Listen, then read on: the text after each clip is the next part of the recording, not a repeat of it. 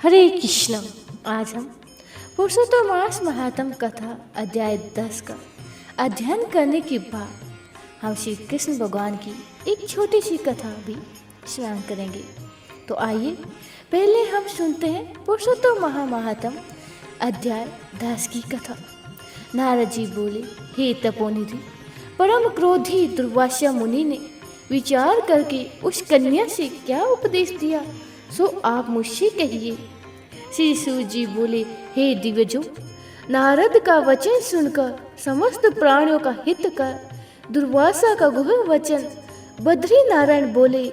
श्री नारायण बोले, हे नारद, मेधावी ऋषि की कन्या के दुख को दूर करने के लिए दुर्वासा ऋषि ने जो कहा वह सुनो। दुर्वासा ऋषि बोले, हे सुंदरी, गुप्त से भी गुप्त उपाय मैं तुमसे कहता हूँ। ये विषय किसी से भी कहने योग्य नहीं है, तथापि तेरे लिए तो मैंने ये विचार कर लिया है कि मैं विस्तार पूर्वक न कहकर तुमसे सपक्ष से कहता हूँ। हे सुभगत, इस मास में तीसरा मास जो आवेगा वह पुरुषोत्तम मास है। इस मास में तीर्थों में स्नान कर मनुष्य भ्रूण हत्या से छूट जाता है। हे सुंदरी, कार्तिक आदि 12 मासों से इस पुरुषोत्तम मास के बराबर कोई मास नहीं है।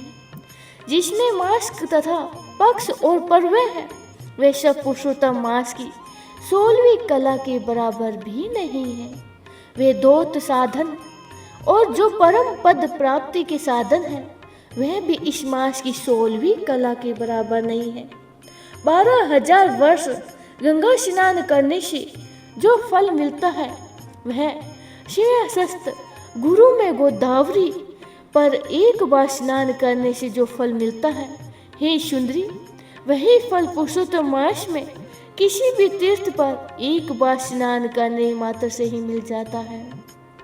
हे बाले, यह मास श्री कृष्ण का अत्यंत ही प्यारा है और नाम से ही यह भगवान का स्मरण कराता है।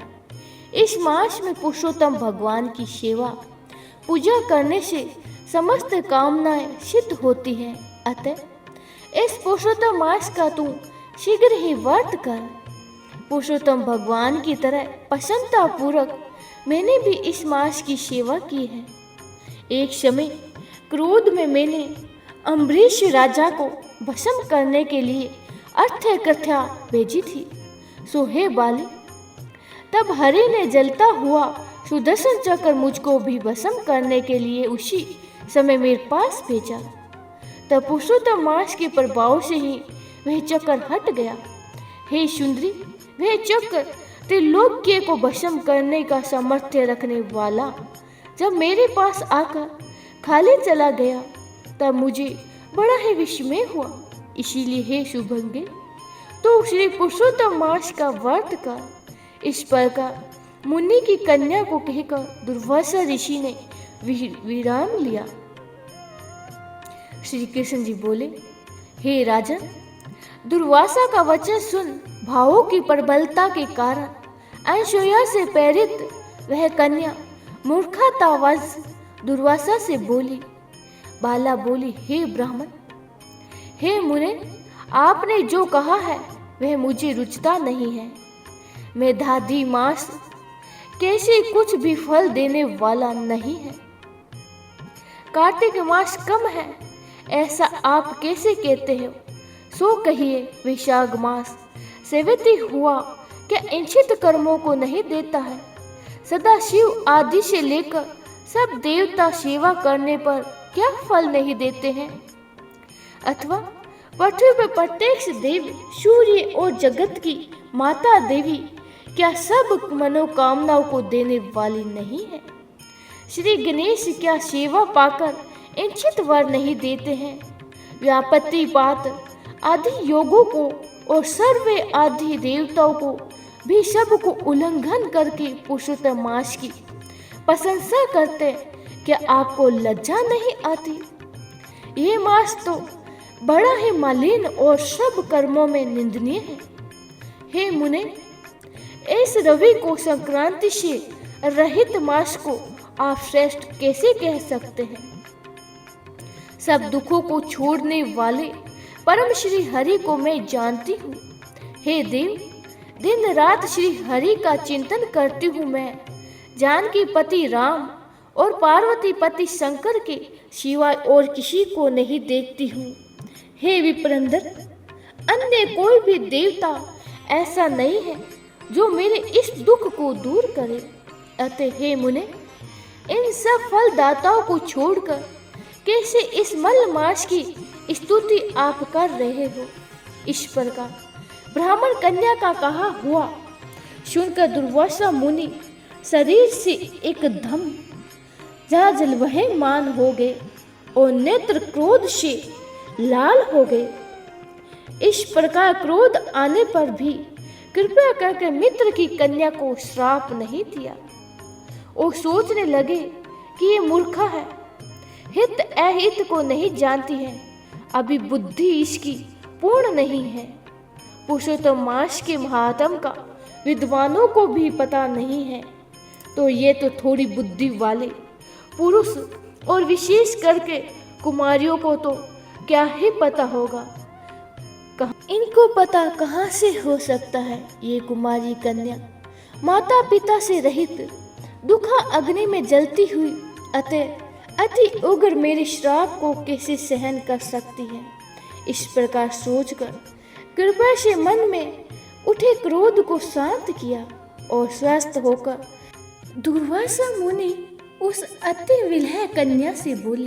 दुर्वासा बोले, हे मित्र पुत्री, तेरे ऊपर मेरा कुछ भी क्रोध नहीं है। हे निर्भाग्य, जो तेरे मन में आवे वैसा ही कर। हे बाले, और कुछ भविष्य कहता हूँ सुन। पुरुषोत्तम मास का जो तू अनादर किया है उसका फल तुझे अवश्य मिलेगा, इस जन्म में मिले अथवा दूसरे जन्म में मिले। अब मैं नर नारायण के आश्रम में जाऊंगा। तेरे पिता मेरा मित्र था, इसीलिए मैंने श्राप नहीं दिया। तू बाल भाव के कारण अपने शुभाशुभ तथा हिताहित को नहीं जानती। शुभाशुभ भविष्य की कोई टाल नहीं सकता। अच्छा, हमारा बहुत समय व्यतीत हो गया है, अब हम जाते हैं, तेरा कल्याण हो। श्री कृष्ण बोले। ऐसा कहकर महाक्रोधी दुर्वासा मुनि शीघ्र ही चले गए। दुर्वासा ऋषि के जाते ही पुरुषोत्तम की अपेक्षा करने के लिए कन्या निष्प्रभा हो गई। तदंतर ही बहुत देर तक कन्या ने सोच विचार कर यह निश्चय किया कि देवताओं के भी देवता तत्काल ही फल देने वाले पार्वती पति शिव की तप द्वारा आराधना करूंगी। हे नृप, मेधावी ऋषि की कन्या ने मन में से इस प्रकार निश्चय करके अपने आश्रम में ही रहकर भगवान शंकर की कठिन तप करने की तत्पर हो गई।